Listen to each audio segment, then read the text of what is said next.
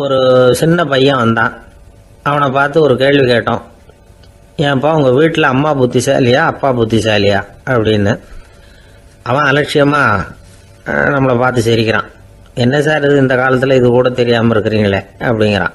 ஒரு சின்ன பையன் நம்மளை பார்த்து இப்படி கேட்டு விட்டானே அப்படின்னு நினைக்கிறப்போ நமக்கு ஒரு மாதிரி ஆகிடும். அதுக்கப்புறம்தான் இந்த தாத்தா பாட்டிலாம் சொல்கிற ஒரு கதை ஞாபகத்துக்கு வந்தது. அது என்ன கதை தெரியுமா? ஒரு ஊரில் ஒரு அம்மாவும் பிள்ளையும் இருந்தாங்களாம். அந்த மகனுக்கு திடீர்னு தேசாந்திரம் போய் வரணும்னு ஆசை வந்துட்டுது. ஊராக போய் சுற்றி பார்க்கணுங்கிற ஆசை. அந்த அம்மாவுக்கு இது பிடிக்கல. மகனை பிரிஞ்சு இருக்கிறதுக்கு அவங்க மனசு இடம் கொடுக்கல. வேணாப்பான்னு சொல்லி பார்த்தாங்க, அவன் கேட்கல. திடீர்னு புறப்படவும் செஞ்சுட்டான். சரி, இனிமேல் அவனை தடுக்க முடியாதுன்னு முடிவு பண்ணிக்கிட்டாங்க அந்த அம்மா. இருந்தாலும் புத்திசாலித்தனமாக ஒரு யோசனை பண்ணாங்க. மகனை கிட்டத்தில் கூப்பிட்டாங்க. அவங்ககிட்ட சொன்னாங்க, இதை பாருப்பா, நீ தேசாந்திரம் போகிறதுன்னு தீர்மானம் பண்ணிவிட்ட, அதை நான் தடுக்கலை, போயிட்டு வந்துடும். ஆனால் போகிறதுக்கு முன்னாடி எனக்கு ஒரு வாக்குறுதி கொடுத்துட்டு போ அப்படின்னாங்க. போகிறப்போ ராத்திரியாக இருந்தாலும் பகலாக இருந்தாலும் சரி, புளிய மரத்து நிழலில் தான் தங்கணும். திரும்பி வர்றப்போ இரவும் பகலும் நீ வேப்ப மரத்து நிழல்லே தங்கணும் அப்படின்னாங்க. சரி, அப்படியே செய்கிறேன்னு சொல்லி வாக்குறுதி கொடுத்தான் பையன். புறப்பட்டு போனான். போகிற வழியில் புளிய மரத்து நிழல்லே தங்கினான், தூங்கினான். அப்படி போய்கிட்டே இருந்தான். 7வது நாள் அவன் உடம்பு சுகமில்லாமல் போயிட்டுது. ரொம்பவும் பலவீனமாயிட்டான். இனிமேல் நடக்க முடியாதுங்கிற நிலைமை வந்துட்டுது. யோசிச்சு பார்த்தான். சரி, இதுக்கு மேலே போக வேண்டாம் அப்படின்னு முடிவு பண்ணிட்டு திரும்பி வர ஆரம்பிச்சுட்டான். திரும்பி வர்றப்போ வழியில் வேப்ப மரத்து நிழல்லையே தங்கி வந்தான். நாளுக்கு நாள் உடம்பு சரியாக வந்துட்டுது. 7வது நாள் வீட்டுக்கு சேர்றான். உடம்பு பழையபடியே கலகலப்பாயிட்டுது. பூர்ண சுகம். தேசாந்திரம் போன பையன் திரும்பி வந்துட்டானே அப்படின்னு அந்த அம்மா ஆச்சரியப்படலை. ஏன்னா அவங்களுக்கு தெரியும் இப்படி ஆகும்னு. பையன் சீக்கிரமாக திரும்பி வரணுங்கிறதுக்காக தான் அவங்க அந்த யோசனையை சொன்னாங்க. என்ன விஷயங்கிறதையும் அவங்களே சொன்னாங்க. மகனே, புளிய மரத்து நிழல் உடம்புக்கு உஷ்ணத்தை கொடுக்கும், சீக்கம் உண்டாக்கும். அதனால் நீ தொடர்ந்து புளிய மரத்து நிழலில் தங்கினாவே நோய்க்கு ஆளாயிட்ட. அதனால் நல்ல பயணத்தை முடிச்சுக்கிட்டு திரும்பி வரணுங்கிற முடிவுக்கு வந்துட்ட. திரும்பி வர்றப்போ நீ தங்கினது வேப்ப மரத்து நிழல். அது உடம்புக்கு குளிர்ச்சியை தரக்கூடியது, நோயை தீர்க்கக்கூடியது. அதனால் சுகமாக வீட்டுக்கு சேர்ந்துட்ட. உன்னோட தேசாந்திர பயணத்தை தடுக்கிறதுக்காக தான் இப்படி பண்ணினேன் அப்படின்னாங்களாம் அந்த அம்மா. பார்த்தீங்களா அம்மாவோட புத்திசாலித்தனத்தை? அப்பாவாக இருந்தால் இப்படியா பண்ணுவார்? ஒரு அப்பா பையன்கிட்ட 10 ரூபா கொடுத்து இதை எடுத்துக்கிட்டு அடுத்த ஊருக்கு போய் அங்கே இருக்கிற மாமா கிட்ட இதை கொடுத்துட்டு வாடா, வழியில் எங்கேயாவது மரத்தடியில் படுத்து தூங்கி விடாதே அப்படின்னு எச்சரிக்கை பண்ணி அனுப்புனாராம். பையனுக்கு எச்சரிக்கையாக வாழறது எப்படிங்கிறத கற்றுக் கொடுக்கறதுக்காக இப்படி பண்ணார். அவன் பணத்தை வாங்கிக்கிட்டு போனான். அப்பா சொன்னதை மறந்துட்டு ஒரு மரத்தடியில் படுத்து தூங்கிட்டான். அவனுக்கு தெரியாமல் அவன் பின்னாடியே போன அப்பா அவன் கையில் இருந்த அந்த 10 ரூபாயை நைஸாக எடுத்துகிட்டு வந்துட்டார். அவன் பையில் தானே வச்சுருந்தான், அது தெரியாமல் எடுத்துகிட்டு வந்துட்டார். அவன் தூங்கிக்கிட்டு இருக்கான். எடுத்துகிட்டு ஒரு மறுபடியும் வீட்டுக்கு வந்துட்டார். பையன் முழிச்சுக்கிட்டு பையை தடவி பார்க்குறான், பணத்தை காணும். அழுதுகிட்டே திரும்பி வந்தான். அப்பா கிட்ட விஷயத்த சொன்னான்.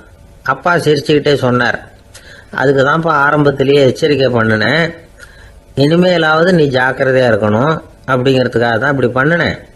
அந்த பணம் எங்கேயும் போயிடல, நான் தான் அதை உனக்கு தெரியாமல் எடுத்து வச்சிருக்கிறேன். இதோ பாரு அப்படின்னு சொல்லிக்கிட்டு சைடு பாக்கெட்டில் கையை விட்டா அது ஓட்டையாக இருக்குது. அதை எவனோ ஏற்கனவே கத்திரிச்சு எடுத்துகிட்டு போயிட்டான். இப்போ அப்பா முகத்தில் அசடு வழிஞ்சுதான்.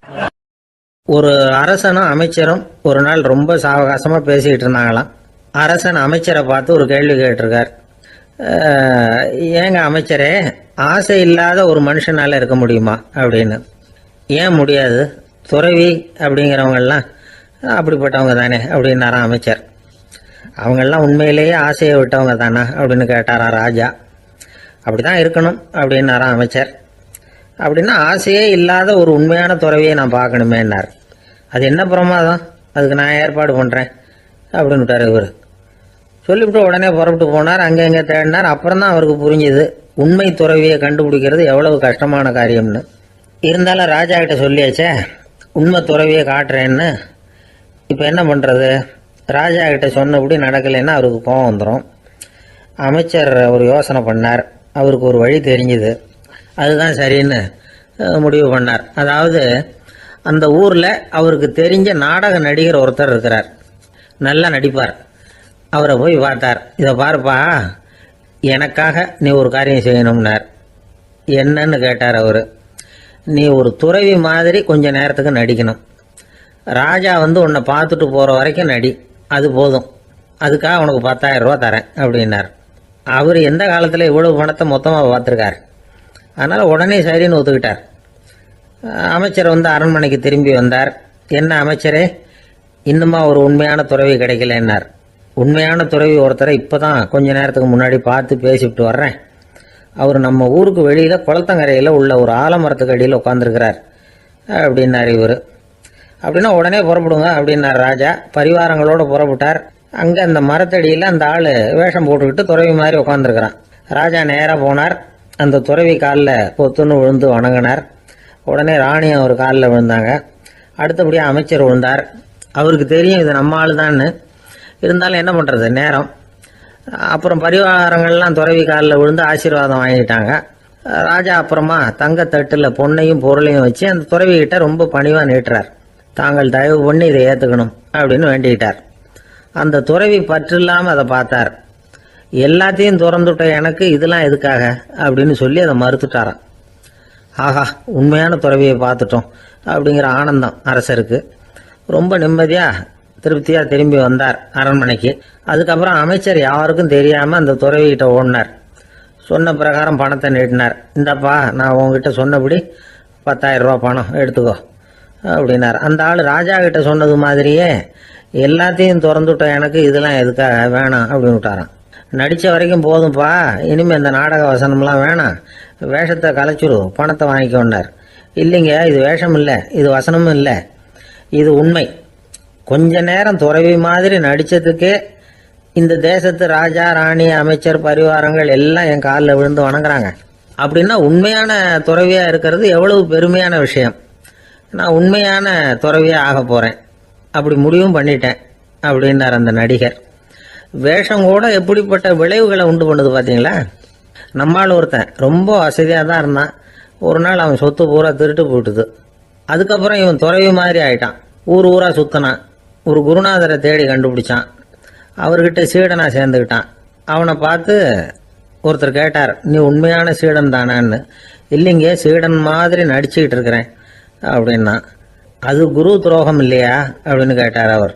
இல்லைங்க, நான் பண்ணது குரு துரோகம் இல்லை, என் குரு பண்ணது தான் துரோகம். என்னுடைய பணத்தை கொள்ளையடிச்சது இவர் தான்.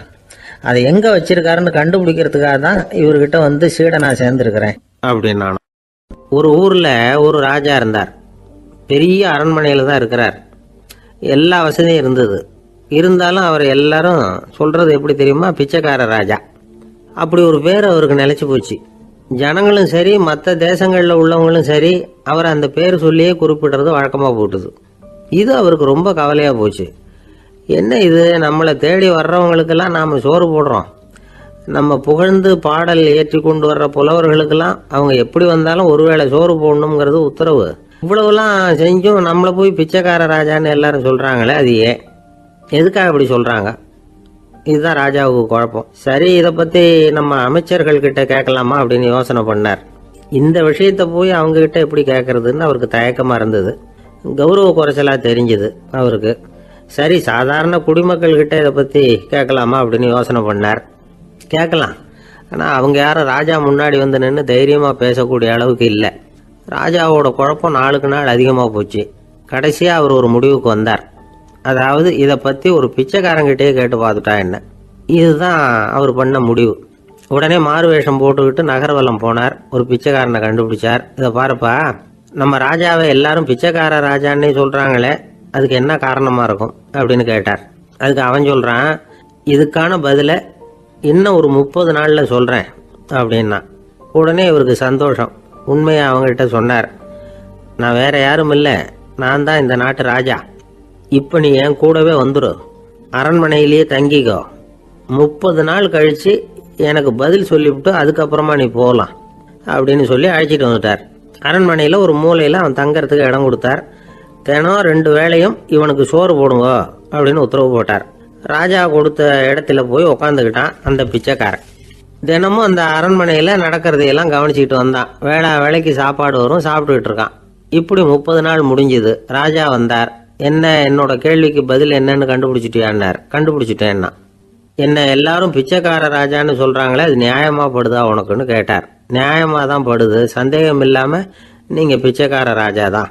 என்னதான் நீங்க வசதியோடவும் படைபலத்தோடவும் இருந்தா கூட நீங்க எங்க வர்க்கத்தை சேர்ந்த ஆசாமி தான் அப்படின்னு அடிச்சு சொல்லிவிட்டான் அந்த ஆள். ஏனால் அப்படி சொல்றேன்னு கேட்டார் இவர். அரசே, ஒரு உண்மையை கண்டுபிடிச்சு சொல்றதா நான் உங்ககிட்ட சொன்னேன். நீங்க ராஜ பரம்பரைன்னா உடனே உங்க கழுத்துல கிடக்கிற முத்து மாலையை கழட்டி பரிசா கொடுத்துருப்பீங்க, பொன்னையும் மணியையும் கொடுத்துருப்பீங்க. ஆனா நீங்க அப்படி செய்யல. என்ன ஒரு மூலையில உட்கார வச்சு 2 வேளை சோறு போட சொன்னீங்க. உங்களை தேடி யார் வந்தாலும், யார் பாராட்டி பேசினாலும் அல்லது பிரச்சனைகளை சொன்னாலும் நீங்க செய்யற ஒரே காரியம் சோறு போடுறது தான். பிச்சைக்காரனுக்கு சோறு மட்டும்தான் உலகம். உங்க விஷயத்திலையும் நீங்க அப்படித்தான் நினைக்கிறதாக தெரியுது. நல்லா கவனிங்க. எந்த ஒரு பிரச்சனைக்கும் சோறு தான் முடிவுன்னு நினைக்கிறீங்க பாருங்க. நீங்க சந்தேகம் இல்லாத எங்களை சேர்ந்த ஆளுதான் அப்படின்னு விட்டான் அந்த பிச்சைக்காரன். அதுக்கப்புறம் தான் அந்த ராஜா தன்னுடைய தவறுகளை எல்லாம் தேர்த்திக்கிட்டாராம். பசின்னு வர்றவங்களுக்கு சோறு தான் போடணும், அது தப்பு இல்லை. பாராட்ட வர்றவங்களுக்கெல்லாம் சோத்தையே போட்டு அனுப்புனா இப்படிதான் பேர் வரும். எனக்கு தெரிஞ்ச ஒருத்தர் தினமும் யாராவது ஒருத்தரை தன் வீட்டுக்கு அழைச்சிட்டு போவார், சாப்பாடு போட்டு அனுப்புவார். முன்னறிவிப்பு இல்லாம திடீர்னு ஒரு விருந்தாளியோட வீட்டில் போய் இவர் நிக்கிறது வழக்கம். அந்த அம்மாவும் இவருக்காக தயார் பண்ணி வச்சிருந்ததை இவர் அழைச்சிட்டு வந்திருக்கிற விருந்தாளிக்கு போட்டுருவாங்க. விருந்தாளி சாப்பிட்டுட்டு போனதுக்கு அப்புறம் இவர் மனைவி கிட்ட உனக்கு சிரமம் வேணாம் அப்படின்னு சொல்லிவிட்டு பக்கத்துல உள்ள ஒரு ஹோட்டலுக்கு போய் காசு கொடுத்து சாப்பிட்டுட்டு வந்துருவார். பல நாள் இப்படி நடக்கும். ஒரு நாள் அவரை தனியா கூப்பிட்டுக்கிட்டு போய் ஏன் இப்படி பண்றீங்கன்னு கேட்டோம். அதுக்கு அவர் சொல்றாரு, எங்க வீட்டு சாப்பாட்டுல இருந்து தப்பிக்கிறதுக்கு எனக்கு வேற வழி எதுவும் தெரியல சார், அதனாலதான் இப்படி பண்ணிட்டு இருக்கிறேன் அப்படின்னார் ரொம்ப பரிதாபமா. அந்த ஆளு என்ன கண்ணா பண்ணான்னு திட்டி விட்டான் சார், அதை நினைச்சா எனக்கு ரொம்ப வருத்தமா இருக்கு அப்படின்னு சொல்லி கவலைப்பட்டார் ஒருத்தர். இதுல கவலைப்படுறதுக்கு என்ன இருக்குது அப்படின்னார் ஒரு பெரியவர். அவர் ஒரு மகான். என்ன சார் இப்படி சொல்றீங்க, ஒருத்தர் நம்ம பார்த்து திட்டுனா வருத்தமா இருக்காதா அப்படின்னார். அது எப்படி வருத்தமா இருக்கும், திட்டுறதுங்கிறது என்ன, அது வெறும் சத்தம் தானே அப்படின்னார் அந்த பெரியவர். நம்ம ஆளுக்கு தலையை பிச்சுக்கலாம் போல இருந்தது. இருக்காது அப்படின்னா நமக்கு அப்படித்தானே தோணுது. அந்த பெரியவர் சொல்றது ரொம்ப பெரிய விஷயம். அதை நாம புரிஞ்சிக்க முயற்சி பண்ணலாம்னா நடைமுறை வாழ்க்கைக்கு அது ஒத்து வர்றது மாதிரி தெரிய மாட்டேங்குது. இருந்தாலும் அந்த பெரியவர் அதுக்கு என்னதான் விளக்கம் கொடுக்கறாருன்னு பார்ப்போமே. ஒரு ரயில் போயிட்டு இருக்கு, அதுல ஒரு சாது போயிட்டு இருக்கார்.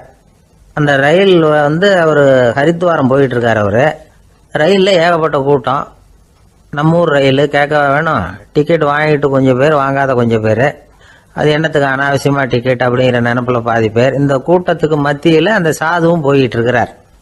உட்கார்றதுக்காக இருந்த இடத்துல ஒரு ஆள் படுத்திருக்கிறான், கொஞ்சம் முரட்டு ஆசாமி. அவன் காலு பக்கத்துல கொஞ்சோண்டு இடம் பாக்கி இருந்தது. அந்த இடத்துல இந்த சாது உட்காந்துருந்தார். மெதுவா உட்காந்துக்கிட்டார் போய்.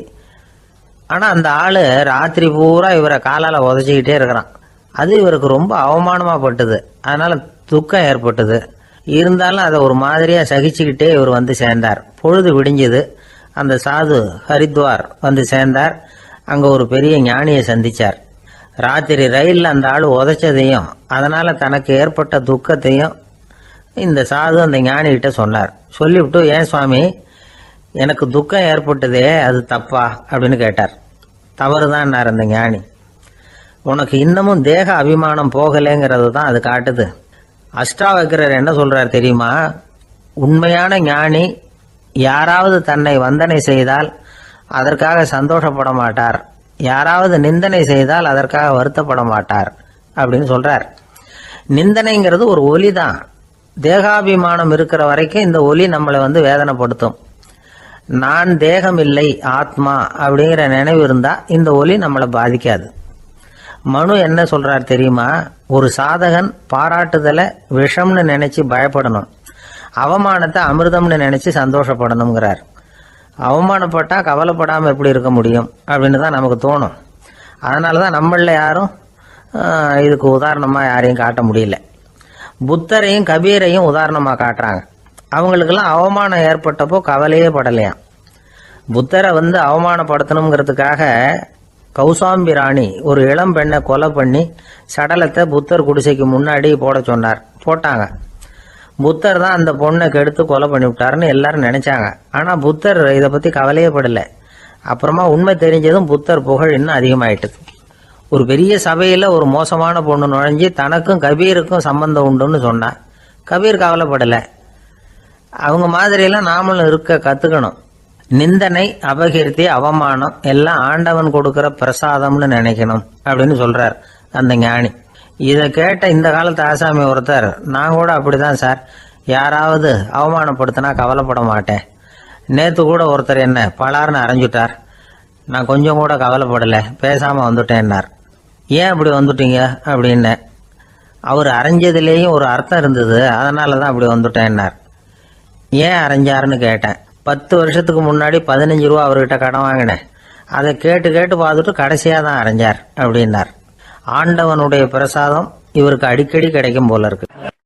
ஒரு ஆள் இருந்தான், நிறைய பணம் சம்பாதிச்சான், ஆனால் செலவு பண்ண மனசு வரல, கருமி.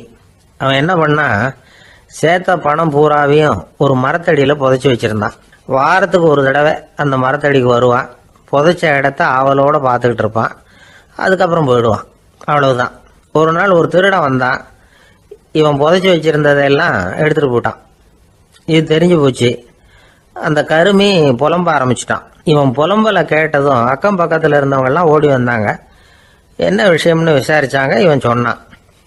ஒரு பெரியவர் கேட்டார், ஏப்பா வாரம் வந்து இந்த இடத்த பார்க்கறதாக சொன்னியே, எப்போவாவது இதில் இருக்கிற பணத்தை எடுத்து செலவு பண்ணியிருக்கியா அப்படின்னு கேட்டார். நான் அப்பப்போ வந்து அதை பார்க்கறது தான் வழக்கம், அதை தொட்டதே இல்லைன்னு அவன். சரி அப்படின்னா இப்போவும் நீ அதே மாதிரி வாரம் ஒரு தடவை வந்து இந்த இடத்த பார்த்துட்டு போகலாமே அப்படின்னாராம் அந்த பெரியவர். அதுவும் சரிதானே, எவ்வளவு காலமானாலும் அவன் அந்த பணத்தை எடுத்து செலவு பண்ண போறதில்ல. அப்படி இருக்கிறப்ப உள்ளே பணம் இருந்தாலும் ஒன்று தான், இல்லாமல் போனாலும் ஒன்று தான். இதிலிருந்து என்ன புரியுதுன்னா, ஒருத்தர்கிட்ட இருக்கிற பணத்தை கொண்டு அவர் பணக்காரரா ஏழையா அப்படின்னு முடிவு செய்யறது சரியில்லை. அந்த செல்வத்தை அனுபவிக்கிற திறன், பயன்படுத்துகிற திறன், அதை வச்சு தான் அவர் ஏழையா பணக்காரரா அப்படிங்கிறத நிர்ணயம் பண்ணணும். அதுதான் சரி. செலவு பண்ண தெரியாதவன் சேகரம் பண்ணிகிட்டே இருக்கிறதுனால என்ன பிரயோஜனம்? தலைமுடியே இல்லாதவன் தாராளமாக சீப்புகளை வாங்கி சேகரம் பண்ணுறது மாதிரி தானே இது. சில சமயம் செலவு பண்ண நாம் தயாராக இருந்தால் கூட அந்த செல்வம் நமக்கு பயன்படுறதில்ல. அரேபியாவில் ஒரு நகை வியாபாரி விலை உயர்ந்த முத்துக்களை எல்லாம் அவர் வச்சு வியாபாரம் பண்ணிட்டு இருந்தார். அவர் ஒரு சமயம் ஒரு பாலைவனம் வழியா போயிட்டு இருக்கிறார் ஒட்டகத்துல. அப்போ திடீர்னு கடுமையான புயல் வீச ஆரம்பிச்சுட்டுது. திசை தவறி இவர் எங்கேயோ வந்துட்டார். கூட வந்தவங்களையும் காணல, எங்க போனாங்களோ தெரியல. இவர் ரொம்ப பயந்து போய் அங்கேயும் எங்கேயுமா அலைஞ்சு திரியிறார். வழியே தெரியல. பசி கடுமையாயிட்டுது. ஒட்டகத்து முதுகுல ஒரு மூட்டை இருந்தது, அதை பிரிச்சு பார்த்தார். உள்ள ஏதாவது இருக்கான்னு தேடி பார்க்கறார். அது வரைக்கும் கண்ணில் தட்டுப்படாத அபூர்வமான ஒரு பை கண்ணில் பட்டுது. ஆஹா, அதில் ஏதாவது சாப்பிட்றதுக்கு இருக்கும் அப்படின்னு நினச்சி ஆவலாக அதை பிரித்து பார்க்குறார். அந்த பையில் விலை உயர்ந்த முத்துக்கள் நிறைய இருந்துதான். அப்போ தான் அவர் நினச்சாராம், விலை உயர்ந்த முத்துக்கள் கூட சாப்பிட்றதுக்கு உணவாக முடியாது அப்படிங்கிறத புரிஞ்சுக்கிட்டாராம். எந்த நேரத்தில் எது நமக்கு தேவையோ அது நமக்கு தாராளமாக கிடைக்கணும். அப்படி அது கிடைக்கிறதுக்கு நம்மகிட்ட இருக்கிற செல்வம் பயன்படணும். அது நமக்கும் பயன்படலாம், நம்ம மூலமா அடுத்தவங்களுக்கும் பயன்படலாம். அதுதான் செல்வத்தின் பயன். ஒரு மரத்தடியில் ஒருத்தன் உட்காந்து அழுதுகிட்டு இருந்தான். அந்த பக்கமா வந்த இன்னொருத்தன், ஏப்பா அழுதுகிட்டு இருக்கிறேன்னு கேட்டான். இந்த இடத்துல தான் பூமிக்கு அடியில் பணம் இருக்குது, புதைச்ச இடம் தெரியல, அதான் அழறேன் அப்படின்னா. நல்லா ஞாபகப்படுத்தி பாரு, எந்த இடத்துல புதைச்ச அப்படின்னு கேட்டான் இவன். அது எப்படி எனக்கு தெரியும், புதைச்சி வச்சிருக்கிறவன் நான் இல்லையே, எங்க எழுத்த வீட்டுக்காரன் அப்படின்னானா இவன். அம்மாக்காரங்களுக்கு அடிக்கடி ஏற்படுற கவலை ஒன்று உண்டு. அதாவது குழந்தை சரியா சாப்பிட மாட்டேங்குதே அப்படிங்கிற கவலை. இவங்கெல்லாம் ஒரு விஷயத்த நல்லா புரிஞ்சுக்கணும். குழந்தைகள்ங்கிறவங்க பெரியவங்க மாதிரி இல்லை. அவங்க கடிகாரத்தில் மணியை பார்த்துட்டு சாப்பிட்றதுக்கு உட்கார்ற ரகம் கிடையாது. பசிச்சா சாப்பிடுவாங்க, இல்லைன்னா விளையாடுவாங்க அல்லது தூங்குவாங்க. அது புரியாம அவங்கள கட்டாயப்படுத்தி அல்லது மிரட்டி சாப்பிட வைக்கிறது ரொம்ப தப்பு. ஒரு 8 மாச குழந்தைக்கு 3 மணி நேரத்துக்கு ஒரு தடவை பசிக்கும். அந்த நேரம் பார்த்து சாப்பாடு கொடுத்தா அடம் பண்ணாம அது பாட்டுக்கு சாப்பிட்றோம். அதே குழந்தைக்கு 1 வயசு ஆகிறப்போ 4 மணி நேரத்துக்கு ஒரு தடவை பசிக்கும். இந்த வயசுல இயற்கையாவே பசி குறைஞ்சிருக்கும். அது புரியாம என் குழந்தை முன்னாடி மாதிரி இப்ப சரியா சாப்பிட மாட்டேங்கிறான் அப்படின்னு சில பேர் டாக்டர் கிட்ட போய் சொல்லிக்கிட்டு இருப்பாங்க. இன்னொரு விஷயம், ஒரு குழந்தைக்கு வயசு அதிகமாகிற வேகத்துக்கு உடம்பு எடையும் அதிகமாகிக்கிட்டே போகாது. உடம்பு எடை அதிகமாகிற வேகம் குறைஞ்சிக்கிட்டே வரும். 6 மாச குழந்தைக்கு ஒரு வாரத்துல 150 கிராம் எடை கூடும். ஒரு வயசுல வாரத்துக்கு 71 கிராம் எடை கூடும். இது புரியாம அதிகமா சாப்பாட்டை கொடுத்து குழந்தைய கஷ்டப்படுத்தக்கூடாது. ஏன்னா அளவுக்கு மீறின உணவு அஜீரணத்தை உண்டு பண்ணிவிடும். குழந்தைக்கு ஒரு தட்டில் கொஞ்சமா ஆகாரத்தை வச்சு கொண்டுட்டு போய் கொடுக்கணும். மலை மாதிரி குவிச்சு வச்சா அதை பார்த்ததுமே பசி அடங்கி போயிடும். அடிச்சு மிரட்டி பயமுறுத்தி குழந்தைய சாப்பிட வைக்கிற பழக்கம் இருக்கு பாருங்க, அதுக்கு ஃபுட் ஃபோர்ஸிங் அப்படின்னு பேரு. இப்படி பண்ணுனா குழந்தைக்கு சாப்பாட்டுல விருப்பம் குறைஞ்சிரும், அதை கண்டாவே வெறுக்க ஆரம்பிச்சிடும். அது மாதிரி உளம் சார்ந்த பசி குறைவு, சைக்கோஜெனிக் அனோரெக்சியா, அது ஏற்படுமா. சாப்பாடுங்கிறதே ஒரு தண்டனை மாதிரி தோணும். குழந்தைகளுக்கு பிடிச்ச மாதிரியான ஆகாரத்தை கொடுக்கணும். சத்து அதிகம் இருக்குங்கிறதுக்காக அதுக்கு பிடிக்காத ஆகாரத்தை கொடுத்து கட்டாயப்படுத்தக்கூடாது. குழந்தைகளுக்கு 2 வயசு ஆகிறப்போ இயற்கையாகவே எதிர்மறை குணம் உண்டாகும். அதாவது அந்த எதிர்மறையா பேசுறது, இது மாதிரி சமயங்கள்ல நாம என்ன சொல்றோமோ அதுக்கு நேர்மாறா நடந்துக்கும். ஏட்டிக்கு போட்டி, சாப்பிட சொன்னா விளையாட போவோம், விளையாட சொன்னா சாப்பாடு கேட்கும். இதை புரிஞ்சுக்கிட்டு நடந்துக்கணும். குழந்தை சொன்ன பேச்சை கேட்கலேன்னு கோவப்படக்கூடாது. குழந்தை வளர வளர பிடிவாத குணம் வர்றது சகஜம். கேட்டதை வாங்கி கொடுத்தாதான் சாப்பிடுவேன் அப்படின்னு பிடிவாதம் பண்ணும். வாங்கி கொடுத்து விடுறது தான் உத்தமம். நீங்களும் அதுகிட்ட பிடிவாதம் பண்ணிட்டு இருக்கக்கூடாது. ஏன்னா கேட்டது கிடைக்கலையேங்கிற ஏமாற்றம் கூட குழந்தையோட பசியை குறைச்சிரும். கேட்டது கிடைச்சிட்டா பசி அதிகமாகும், கொடுத்ததை மளமளன்னு சாப்பிட்றோம். குழந்தைகளுக்கு கண்ட நேரத்தில் சாப்பிட்றதுக்கு எதையாவது வாங்கி கொடுத்துக்கிட்டு இருந்தா சாப்பாட்டு நேரத்தில் சாப்பிடாம அடம் பண்ண ஆரம்பிச்சிடும். பள்ளிக்கூடம் போகிற பிள்ளைங்க காலை உணவை சரியாக சாப்பிட மாட்டாங்க. அச்சம், அவசரம், பரபரப்பு இதெல்லாம் தான் காரணம். பள்ளிக்கு புறப்படுறதுக்கு ஒரு 3/4 மணி நேரத்துக்கு முன்னாடியே சாப்பாடு போட்டுருங்க, அது சரியாக போடும். படிக்கிற குழந்தைகள் உடல் சோர்வு, மனச்சோர்வு இது காரணமாக கூட சாப்பிட மறுக்கிறது உண்டு. இப்போ உதாரணமாக சாயந்தரம் விளையாடி விட்டு வீட்டுக்கு வந்ததும் சாப்பிட சொன்னால் வேணாம்பாங்க. இது உடல் சோர்வு. ரொம்ப நேரம் வீட்டு பாடங்களை செஞ்சு முடித்த கையோடு சாப்பிட சொன்னாலும் அவங்களால சரியாக சாப்பிட முடியாது.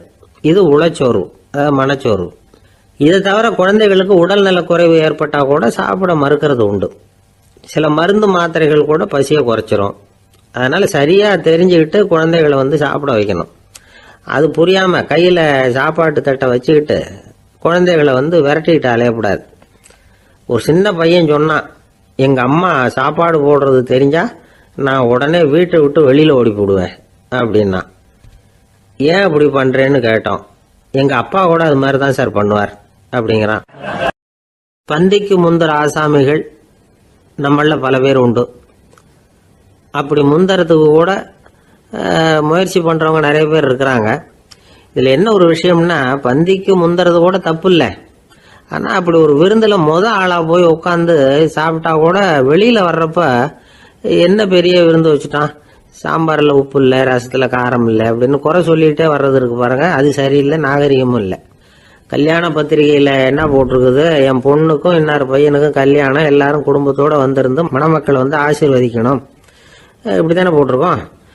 குடும்பத்தோடு விருந்து சாப்பிட்டு சாப்பாடு எப்படி இருக்குன்னு அபிப்பிராயம் சொல்லிவிட்டு போங்க அப்படின்னா போட்டிருக்கு கல்யாண பத்திரிகையில். ஒருத்தர் வீட்டு விசேஷத்துக்கு போயிருக்கோம்னா எவ்வளவோ அசௌகரியங்கள் நமக்கு ஏற்படலாம். ஏராளமான கூட்டம் வந்திருக்கும். எல்லாரையும் அவங்க தனித்தனியாக கவனிச்சுக்கிட்டு இருக்க முடியாது. நாம தான் அனுசரித்து நடந்துக்கணும். நாமளா போய் வாழ்த்த வேண்டியவங்களை வாழ்த்தி விட்டு சேரணும். அதை விட்டுட்டு பத்திரிக்கை கொடுத்தானேன்னு போனேன், கவனிப்பே சரியில்லை அப்படின்னு புலம்பிக்கிட்டு இருக்கக்கூடாது. ஒரு விருந்துக்கு போனால் அங்கே எப்படி நடந்துக்கணும் அப்படிங்கிறத பற்றி கூட அனுபவசாலிகள் சில விவரங்கள்லாம் சொல்லியிருக்கிறாங்க. இந்த காலத்தில் கல்யாணம், பிறந்த நாள், அது இதுன்னு நிறைய விருந்துகள் நடக்குது. அதெல்லாம் எதுக்காக? மனித உறவுகளை வளர்த்துக்கிறதுக்காக தான், வேற எதுக்கு? ஒரு விருந்துக்கு போனால் அமைதியாக பொறுமையாக போய் உட்காரணும். அடித்து பிடிச்சிக்கிட்டு இடத்த பிடிக்க போகிறேன் அப்படின்னு நிற்கக்கூடாது. முதல் பந்தி நடந்துகிட்டு இருந்தா அது முடிஞ்சு இலை எடுத்து சுத்தம் பண்ணதுக்கு அப்புறம் போய் உட்கார்றது தான் நாகரீகம். இலை எடுக்கிறதுக்கு முன்னாடியே அங்கே போய் உட்காந்தா நல்லா இருக்காது. நீங்கள் சாப்பிட்டுட்டு உட்காந்துருக்கீங்களா, சாப்பிட்றதுக்கு உட்காந்துருக்கீங்களா, பார்க்குறவங்களுக்கு சந்தேகம் வந்துடும். அதே மாதிரி இலையில எல்லா ஐட்டமும் பரிமாறினதுக்கு அப்புறம் சாப்பிட ஆரம்பிக்கணும். ஒவ்வொரு ஐட்டமாக வைக்க வைக்க நாம் பாட்டுக்கு எடுத்து உள்ளே தள்ளிகிட்டே இருந்தோம்னா எதை வச்சோம் எதை வைக்கலன்னு பரிமாறினவரே குழம்பி போயிடுவார். ஏன்னா எப்போ பார்த்தாலும் இலை காலியாகவே இருக்கும். சாப்பிட்றப்போ உங்கள் சாப்பாட்டையே நீங்கள் கவனிக்கணும். அடுத்தவங்க இலையில என்ன இருக்குது, பக்கத்தில் இருக்கிறவர் எதை அதிகமாக சாப்பிட்றார், இதெல்லாம் நமக்கு என்னத்துக்கு? எல்லாரும் சாப்பிட்டு முடிக்கிற வரைக்கும் பொறுமையாக இருக்கிறது தான் நல்லது. நீங்கள் மட்டும் திடீர்னு பாதியில் எழுந்திரிச்சு பக்கத்தில் இருக்கிறவங்களுக்கு சங்கடமாக இருக்குமேங்கிறதெல்லாம் யோசிக்காமல் நீங்கள் பாட்டு எழுந்திரிச்சு போகக்கூடாது. பக்கத்தில் உள்ளவங்க உங்களை எழுந்திரிக்க சொன்னால் எழுந்திரிச்சு போகலாம். விருந்துகளில் சாப்பாட்டை வீணாக்கிறதே ஒரு நாகரிகமாக போட்டுது இந்த காலத்தில். சாப்பாட்டுக்கே கஷ்டப்பட்டுக்கிட்டு பல பேர் இந்த உலகத்தில் இருக்கிறப்போ சாப்பாட்டை வீணாக்கிறது எவ்வளோ பெரிய மோசங்கிறத நினச்சி பார்க்கணும். வேணுங்கிற அளவுக்கு கேட்டு வாங்கி சாப்பிட்றது தான் முறை. விருந்தில் இந்த பஃபே அப்படின்னு சொல்லி ஒரு முறை சொல்கிறாங்கல்ல, அதாவது உணவு வகைகளையெல்லாம் பொதுவாக ஒரு இடத்துல வச்சுடுறது, நமக்கு தேவையானதை நாமே எடுத்துட்டு ஒரு தட்டில் போட்டுக்கிட்டு சாப்பிட வேண்டியது. இதில் கூட சில பேர் தேவைக்கு அதிகமாக எடுத்து போட்டுக்கிட்டு வீணாக்குறாங்க. சில சமயம் கடைசியாக சாப்பிட போகிறவங்களுக்கு எல்லா ஐட்டமும் கிடைக்காம போகலாம். அதை போய் பெருசு பண்ணிகிட்டு இருக்கக்கூடாது. என்ன சார் இந்த அளவுக்கு கூடவா நாகரிகம் தெரியாமல் இருக்கிறோம், இதை போய் பெருசாக சொல்ல வந்துட்டீங்களே அப்படின்னு நினைக்கலாம். ஒருத்தர் 2 பேருக்கு இந்த விவரம் தேவைப்படலாம். அவங்க காதலையும் இது விழட்டுமேங்கிறதுக்காக தான் இது. ஒரு பெரிய கல்யாண விருந்து நடந்துக்கிட்டு இருந்தது. விருந்து மண்டபத்து வாசலில் ஒருத்தர் நின்றுக்கிட்டு வர்றவங்களையெல்லாம் ரொம்ப மரியாதையாக வணங்கி உள்ளே அனுப்பி வச்சுக்கிட்டு இருந்தார். எப்படி தெரியுமா? வர்றவங்க கையெல்லாம் பிடிச்சி முத்தம் கொடுத்து அதுக்கப்புறம் உள்ளே அனுப்பி வச்சுக்கிட்டு இருந்தாராம். கூட்டம்லாம் முடிஞ்சதுக்கப்புறம் அவர்கிட்ட போய் கேட்டிருக்கிறாங்க, சார் நானும் எவ்வளவோ விருந்துகளுக்கு போயிருக்கிறேன், இருந்தாலும் இவ்வளவு மரியாதையாக வர்றவங்க கைக்கெல்லாம் முத்தம் கொடுத்து வரவேற்கிறத இங்கே தான் பார்க்குறேன் அப்படின்னு சொன்னாங்க. அதுக்கு அவர் சொன்னார், அட போங்க சார், நான் முத்தம் கொடுக்கல, முந்தின பந்திக்கு சாப்பிட்டவங்களே அடுத்த பந்திக்கும் வர்றாங்களான்னு மோந்து பார்த்து அனுப்பி வச்சுக்கிட்டு இருந்தேன் அப்படின்னார். ஒரு பல்கலைக்கழகம், அங்கே ஒரு இலக்கிய பேராசிரியர், அவர் பாடம் நடத்திக்கிட்டு இருந்தார். ராபர்ட் ப்ரௌனிங் எழுதிய கவிதைகளை பற்றி சொல்லிகிட்டு இருக்கிறார். மாணவர்களும் ரொம்ப அக்கறையாக அதை கேட்டுக்கிட்டு இருக்கிறாங்க.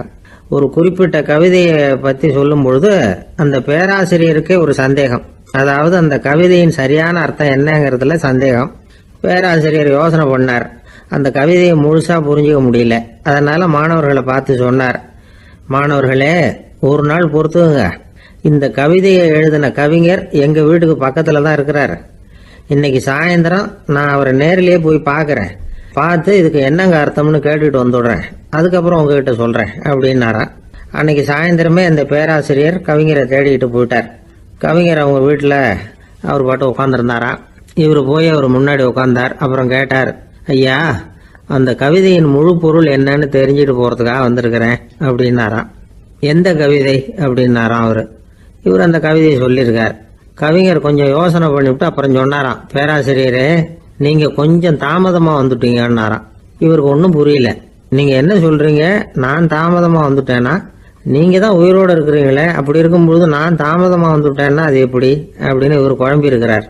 இப்போ கவிஞர் சொன்னாராம், ஐயா நான் உயிரோடு இருக்கிறேன்னா இல்லையாங்கிறது முக்கியம் இல்லை, நான் அந்த கவிதை வரிகளை எழுதினப்போ 2 பேருக்கு அதோட அர்த்தம் தெரிஞ்சிருந்தது, இப்போ ஒரே ஒருத்தருக்கு தான் அதோட அர்த்தம் தெரியும் அப்படின்னாராம். பேராசிரியர் யோசனை பண்ணியிருக்கார். அப்படின்னா அந்த ஒருத்தர் கவிஞர் ராபர்ட் ப்ரௌனிங்கை தவிர வேற யாரா இருக்க முடியும்? இவர் தான் அப்படிங்கிறத அவர் மனசில் நினச்சிக்கிட்டார். அதனால சொன்னார், ஐயா நான் தாமதமாக வரல, அந்த கவிதையின் பொருள் என்ன அது சொல்லுங்கன்னார். பேராசிரியரே நான் சொல்றது உங்களுக்கு புரியலன்னு நினைக்கிறேன். நான் இந்த வரிகளை எழுதினப்போ 2 பேருக்கு அதோட அர்த்தம் தெரிஞ்சிருந்தது. அந்த 2 பேர் யாருன்னா, ஒருத்தர் ராபர்ட் ப்ரௌனிங், அதாவது நான், இன்னொருத்தர் கடவுள். இப்போ அது கடவுளுக்கு மட்டும்தான் தெரியும். நானே இதை பற்றி பல தடவை யோசனை பண்ணி பார்த்தேன். இது ரொம்ப அழகானது, ஆனாலும் ரொம்ப வழுக்கலானது. அதை பிடிச்சிட்டோம்னு நினச்சிக்கிட்டு இருக்கும் பொழுதே காற்று மாதிரி அது உங்ககிட்ட இருந்து ஓடி போயிடுது. எனக்கு ரொம்பவும் வருத்தமாக தான் இருக்குது. நிச்சயமாக நான் தான் இந்த வரிகளை எழுதியிருக்கிறேன், அதில் அர்த்தம் இருக்குங்கிறது எனக்கு தெரியும், அதை நான் உணர்றேன். ஆனால் நீங்கள் என்னை மன்னிக்கணும், எனக்கே கூட அதை என்னால் விளக்க முடியல. அப்படி இருக்கும் பொழுது உங்களுக்கு எப்படி அதை நான் விளக்க முடியும் அப்படின்னாரா அந்த கவிஞர். அனுபவிக்கப்படக்கூடிய எல்லாமே விளக்கப்படக்கூடிய ஒன்றல்ல, விளக்கப்படும் எல்லாமே அனுபவிக்கப்படக்கூடிய ஒன்றல்ல அப்படிங்கிறது ஞானிகளுடைய கருத்து. அதுக்காக தான் அந்த சம்பவம். வாழ்க்கையில் நீங்கள் தொடர்ந்து ஆய்வு செய்து கொண்டே இருக்கக்கூடிய விளக்கங்களை ஒருபோதும் அடைய முடியாத பரிமாணங்கள் இருக்கிறதுனால தான் அது அலுப்பு தட்டாமல் இருக்குது. உங்களால் நிறைய அனுபவிக்க முடியும்.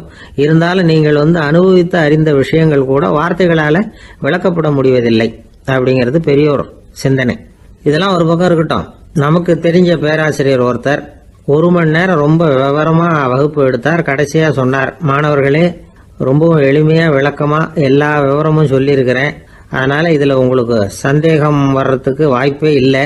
இருந்தாலும் கேட்க வேண்டிய கடமை கேட்குறேன். இது வரைக்கும் நடத்தினதில் யாருக்காவது ஏதாவது சந்தேகம் உண்டா அப்படின்னு கேட்டாராம். எனக்கு ஒரே ஒரு சந்தேகம்தான் சார் அப்படின்னு எழுந்திரிச்சு நிற்கிறான் ஒருத்தன். என்னன்னு கேட்டாராம்.